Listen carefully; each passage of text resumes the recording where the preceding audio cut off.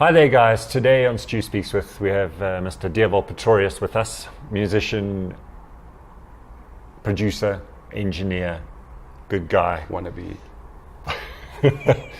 Amateur photographer. Amateur everything. Amateur. Thank you for being with us. Welcome. Thank you. Welcome. It's nice being here. Haven't been here in a while.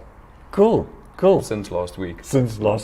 Yeah. Buying drumsticks and stuff. Spending money. Okay. My wife is upset. She's always upset. She is. She isn't. She's cool. Yeah. Liesl Marshall. Yes. That's her name. That is her name. No relation. No, he's married to Liesl Marshall, who I used to play guitar in her band along with Dewald. No relation to Mr. Dane Marshall. Even though everybody thought she's Dane's daughter, but she's not. Yeah. Dane would have to be very young to have had her. Now, are you playing drums for her now, or? Yes. Her new album, which I produced, came out last year November, and awesome album, I must say. So I had Bruce Wallace on drums on the album. Yep. Bruce also mixed the album. I just helped him mix it, and Moritz Lotz helped with a lot of the guitar stuff. Rixie played bass on some of the tracks, so that was launched in November and was nominated now for Guma Awards for a couple of things: Best Female Singer, Best Music Video. So we've been working on that project. I've been playing guitar on that, and we've got Rixie to play bass at our gigs. And who's going to play guitar? Well, here's the thing. So I was playing guitar, but the problem is we're running everything to tracks, and finding drummers within the Afrikaans Christian music industry, that actually not only, can stick to click and play, but understand the mentality, of the Afrikaner Christian market. Sunday morning churches is very different than playing a Rumors Light Lounge, on a Friday evening. Yeah. And as someone that can play to click. So I decided to start playing drums because it's easier to find a guitarist. So we're going to initially now start with just Liesl, because she plays piano as well. So doing that with tracks, and then until we find someone, that can fill the part. So Okay, cool. Yeah, so you must let me know when you're available. I'm available. Cool. Okay. Great. Anytime. What other projects are you involved with musically?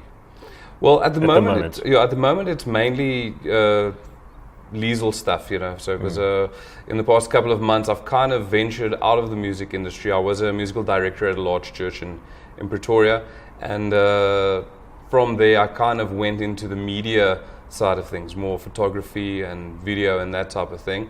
And so musically, even though I still practice, guitar and drums basically every day, I'm only playing for Liesl at the moment, So which is nice because, for the past couple of years, the session industry, you play for everybody. You basically whoever pays, you play for, and so it's nice and calm. What's your dream drum kit? My dream. So I know you're in the market for another one. Like at the moment? Yes. What's your dream setup? Well, there are currently two drum brands that I really like a lot. DW, which I think like sound-wise amazing, and also Spawn, So my friend Vinny Enrico has this Spawn Purdue kit that he actually showed on the Marshall music videos. And that thing just is incredible. Am I right? He's got like a 20-inch kick, a 22, a 24. He's basically got like every variation. So it depends sound-wise. I don't know. I think he's got the 24 set up in his studio, but then he's got the smaller kick drums for different gigs. I think while they were designing it, he said like, well, let's just get all the options. So if I want to play, I've got that. So brilliant. But Spawn is incredible. But one day when I actually learn how to play drums, I would probably get a DW or something like that. Tell us a bit about your musical background, your beginnings, your what got you into the whole music thing? Well, I was in Affis, all boys school in Pretoria. Pretoria. Yes, and rugby was a big thing. And up until that, I played. Were you a prop? Were you scrum half? I was a prop. Yes, and hooker and hooker. but I didn't make any money, so I decided to get into music. Now I'm making less money, so probably going to go back into So yeah, and rugby was a big thing, and didn't really pay much attention to music at school. I played a bit of piano. I standard 6 and 7. I wanted to learn how to play the guitar, but in Affis, the only option I had was to learn how to play the piano. Guitar wasn't, or classical guitar, and I went for one classical guitar lesson and hated it. And Same. And then so I did piano for 2 years, and then pretty much stopped making music and just focused on rugby. And then in standard 9, I broke my femur, and my father then bought me a guitar because for 3 months I couldn't walk, and that's kind of I got into that. End of matric. We needed a bass guitarist for the school band, and with my Yamaha electric that I had, I actually just used the Zoom 505 pitch shifter to pitch shift it down 2 octaves, so I could actually have like a bass sound. And then decided my father. It must have sounded terrible. It was horrendous, but back then, and great. I'm a rock star, and then we actually went to Lawrence Brown, who's now the owner of Marshall in Marshall Music Pretoria, and so I bought my first bass from him, Starfire fretless 4-string. So that's where I started playing bass. After matric, started a band called Metanoia with a bunch of killer musicians, Johnny Hu, those people that and then from there studied sound engineering back at Allenby. Got a job at the end of my first year at Allenby at Maranatha Record Company. It was back then the largest Christian music record label. Yeah, it was massive. Yeah, in the Southern Hemisphere. Yeah, and got an internship there, and went from intern to the house engineer, and from house started producing, and I met a lot, worked with probably like the greatest. That's pretty much how I think, was a step into. I met Moritz Lotz, Daniel Alouette, Bruce Wallace, Matthijs Maria, and worked with all of these stars, great producers, and but from there I decided, I don't want to just always be recording other people's music, and from there started playing with a bunch of the Christian artists like Louis Britz, did a couple of shows with Rihanna Nell, who's still going strong, and went on tour with Louis Britz, and out of that actually got more playing bass. Playing bass for Louis, and then it was actually funny. What would happen is I played a little bit of electric guitar back then. So what would happen is if his electric guitarist couldn't make it, I would stand in for him, and if the bassist couldn't make it, and sometimes I'd go on tour with both, electric and bass, and so then the bassist couldn't make the first couple of nights, then I'd play bass, and then he could make it, and then the guitarist had to go, and then I played electric. So handy, nice friend, so it was so we went that, and then from there I got into the Afrikaans music industry. With my first gig was with Jack de Priester, just after he won the Crescendo Awards. Went on tour with him, ended badly at. Is he still going, by the way? He is, but he's now painting. He's also still singing, but I think he just recently did his first exhibition for painting. Okay. And that ended badly because we were at the KAK&K, and we were eating one night, and Jak asked me what's my opinion of Afrikaans music, and I gave it to him, and I wasn't booked again after that, because the Afrikaans music industry till today I feel is. Let's just say I honestly feel we are capable of so much more. Yeah, I mean, they kind of stick to a formula and it works. And it's it's unfortunate. They should be pushing the boundaries. I mean, the music is great. I just don't understand why some of the top songwriters in this country are writing the absolute most rubbish lyrics, and people are eating it up. Well, it appeals to the masses. Exactly. That's where the money is. Yeah, but I don't get that. In any case, so let's not go there. Let's not go. I'm just going to say things that people are never going to speak to me again. And then from there, I got into the Afrikaans music industry. Started playing for Mel Botha, Kurt Darren, Steve Hofmeyer, and then so I was a session muso for that for years. And then from that, actually started teaching music at Copa in Pretoria, and that's how I got more involved in actually playing electric guitar. Played bass, and then the electric guitarist Charles Coetzee, who was a teacher back then, he went to the UK to go study at the ACM. They needed a guitar teacher, and I was like, well, I need the money. So I would take the syllabus, and this is probably bad because they're going to see this now, but I would take the syllabus for week 2. I would learn it in week 1 and teach it in week 2. And then week 2, I'd learn the syllabus for week 3. And that's how I got more into electric guitar. And so I teach it. I teached at a... Torched. I torched at a Afrikaans coming through there.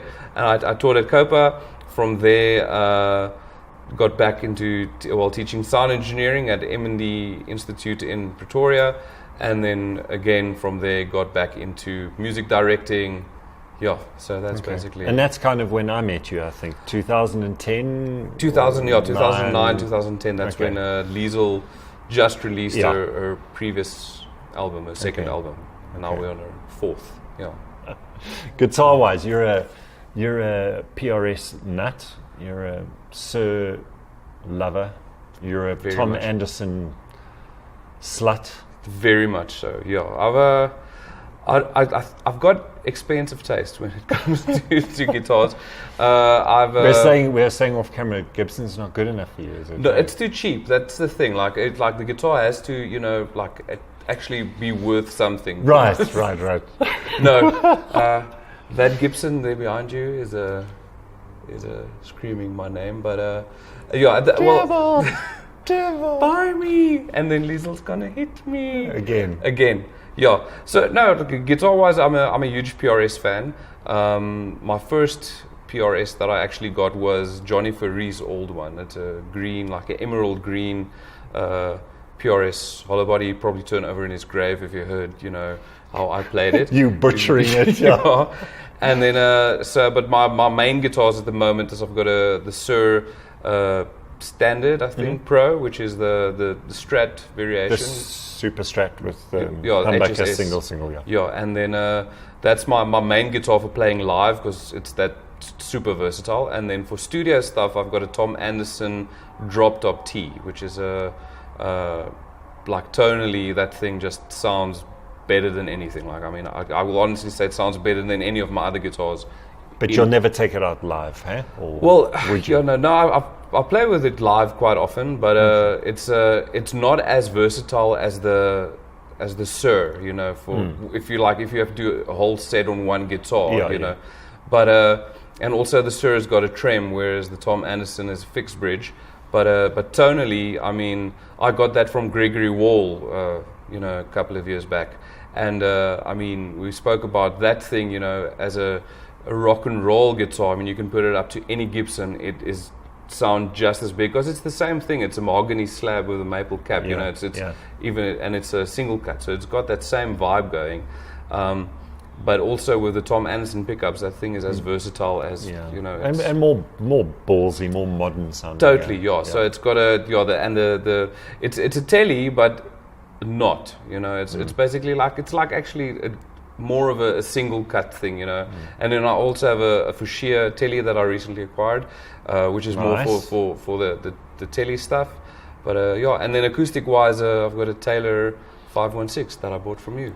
And the Suhr I also bought from you. Thank you. What are my Helix that I also bought from you? Let's talk about your Helix quickly. Yeah, well, what do you want? I mean, I know you were using Mesa Boogie for years and years and years. And then I just decided I'm lazy. Okay, so it's not so much a tone thing, it's just a lazy thing. Well... a sore back thing. Yes and no. As you can remember, Tan's Cafe, with like those stairs going up. You're back in the day when we were still playing with Prime Circle and Just Ginger, carrying a 4x12 Mesa Boogie dual rectifier roadster up the stairs. Like it's worth it, but you hate your life. And then so from there I sold the Mesa, the 4x12, and I got a 2x12, which I still think the Mesa 2x12 cabs are the best sounding cabs. It is the best sounding cab. And then but then I sold the Mesa, and then I got myself a Usenketner Tube Meister, which also sonically for me sounded amazing. And I think it just went to the point where it's like I went smaller and smaller and smaller, and then playing in churches and that type of thing, it's always a volume issue. Yeah, especially with the churches. They're all going this sort of digital Helix. Yeah, route. And then from there I kind of went Helix, and I mean just the versatility in the Helix is incredible. I've had this discussion with Johan Rautenbach recently. Yes, I can agree that Kemper does sound better, because I've played through Helix and played through a Kemper. The Kemper does sound better. Well, the actual sounds, not so much the effects. I have to argue there. Yeah, exactly. But that's what I mean. Like when you talk about an amp, effects. If you talk about an amp, the Kemper sounds like an amp. Yeah. But when it comes to the effects and versatility of the Helix, where you literally click, click, click. I mean, at a sound check recently, Bruce Wallace was on drums and he was standing in front of us, and the PA was set up stereo, and he was like, well, let's set up a stereo ping pong delay. With the Helix, it was click, click. There we go. Done. So I don't know, but I mean, for me, that is what you want. Yeah. Okay. So, but that's. I love my Helix as well. Yeah, and I mean, in the backpack. It's the best thing I've ever bought in my life. Yeah, like D, the guy who works with me, we had this conversation recently. So I sell the Helix, and because I mean, obviously, yes, the Strymon pedals and everything, they sound amazing. If you run that through a proper tube amp. Yes, it is better. Like nobody's going to say that, like proper analog pedals in a tube amp sounds, worse than a Helix. Yeah. But if you have to take into account, now let's say, for instance, you have a gig in Cape Town. Now, you can't take your amp with, so you have to hope for whatever amp they have there. If you have a big pedal board, that's already a mission to take along. Yeah. So, and now, but with the Helix, it's literally just... Like you said, in the backpack. Give me an XLR. Yeah. There you go. Yeah. And... I argue a lot of times, and this is also a thing from coming out of the studio environment, but also, playing, a lot of gigs and that type of thing, is that, yes, a tube amp by itself sounds incredible. But then you have to take into account that it's not just the tube amp. There's a drummer, there's a bassist, there's another guitarist, there's a singer singing off key, and not Liesl. Liesl, no. But never. But you have a singer, and then you have to take the sound engineer, his miking options, and all of that. So when you take that into account, is it really worth that setup? Whereas with the Helix, what you have at one gig is what's going to come out of the front of house. Absolutely, consistency night after night. So I've gone completely digital on that part and never looked back. Okay. Thanks for reminding me. You mentioned Johann Rotenbach. Yes. That reminds me, tell us about the new series that you're launching, behind the fader. Behind the fader. Yes. It's a Marshall Music sort of venture with you. Yes, we've... So tell us about it. Yeah, so what has happened after the idea of seeing, the old Stu Chatsworth show and all of that, actually, starting to talk with the musicians in the industry who actually... create the music, not necessarily all of these rock stars that we see on Eisgenoot and all of that every week. We actually started speaking to a bunch of producers, actually talking to the people who create these albums, who are the actual people behind the creative process and that. Yeah. So the brains behind a lot of Exactly, So, and we've started the show called, well, it's not just a show, it's a whole website where we do gear reviews, but which is mainly focused towards the studio environment. So it's, and also speaking with studio producers, studio engineers, and also live engineers. So getting behind the people who's actually making the music sound good to the end listener. Because, I spoke to, Johann Rotenbach was in the last episode, and such a brilliant musician. You were telling me before we were filming, just go through some of those things you were telling me about what he's achieved. Well, Johann is one of those producers. He has produced 14 platinum albums in South Africa. He's done 8 gold albums.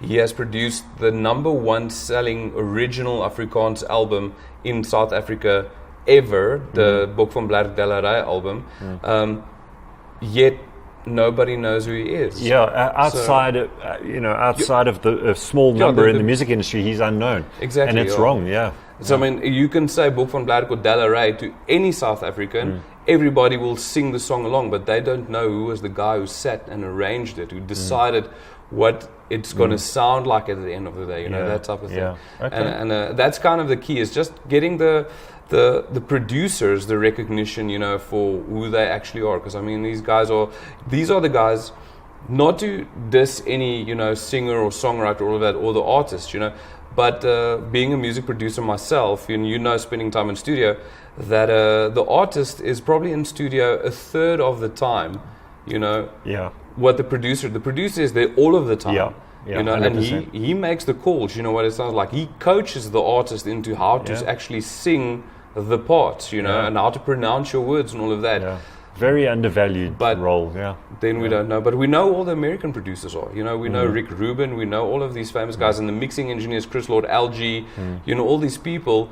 Yet in South Africa, we have people that's pretty much on the same level, but don't have that same exposure, you know. So it's so that's the idea of that, and also getting more into the live sound engineering thing, you know, especially because we have so many churches in South Africa, and we've got some mega churches with some serious gear, and the engineers running them, you know, are like pro sound engineers, you know. But again, we don't know who they are, you know. Nobody cares. So that's why the show is called Behind the Fader, you know. Who's the person actually deciding what you hear and what it sounds like. So yeah. Okay, so where can people go to see this web? Is it up and running? Well, we've got the Facebook page, which is Behind the Fader. Facebook.com/Behind the Fader, and we also have a website, BehindTheFader.com, and also an Instagram, Behind the Fader. So it's on all social platforms that we currently running. Okay, awesome. Tell me, advice for youngsters. I mean, you know, so I think that you're a good person to ask because you kind of, you know, you dabble in all areas of the music industry.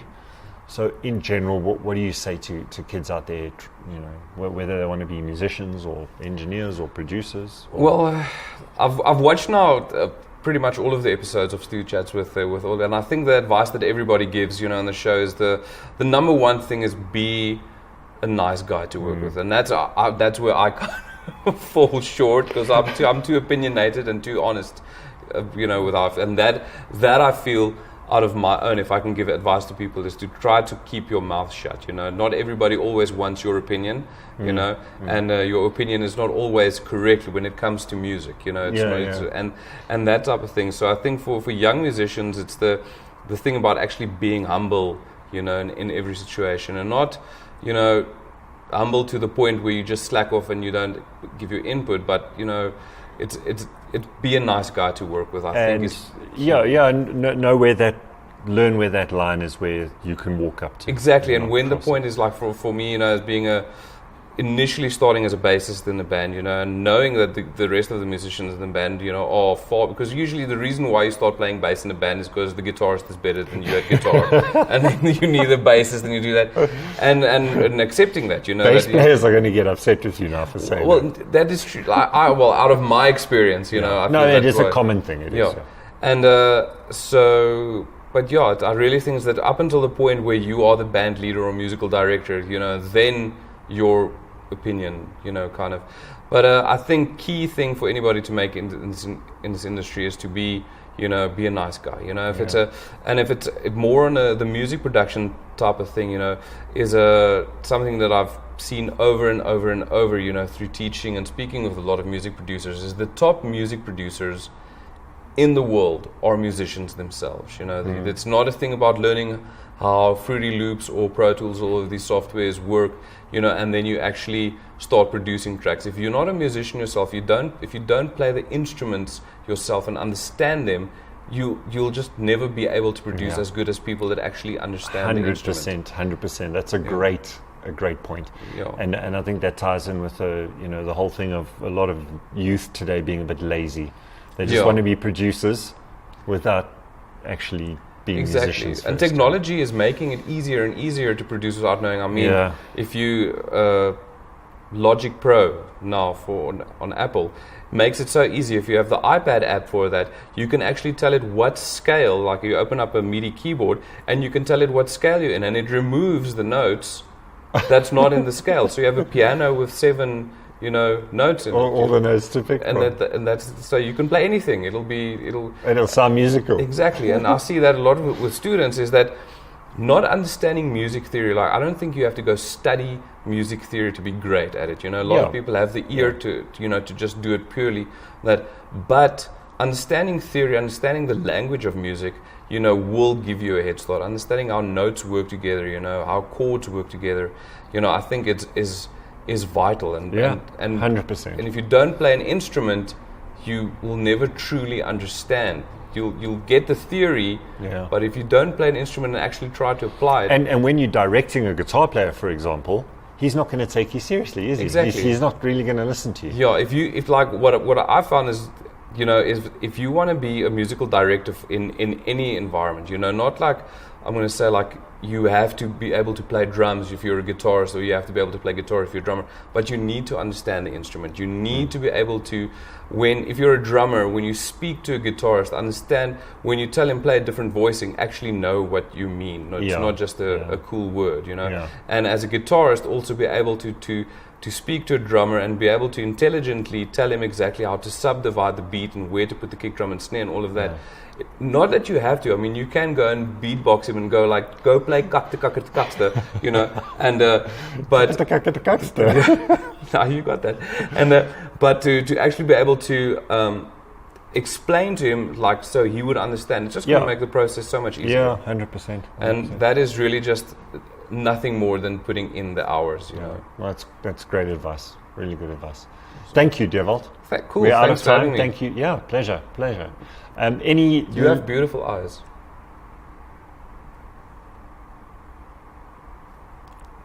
You just touched me. I'm still touching him. Okay. What camera? This is where we need to end now. Thank you for being with us. All the best. Cheers.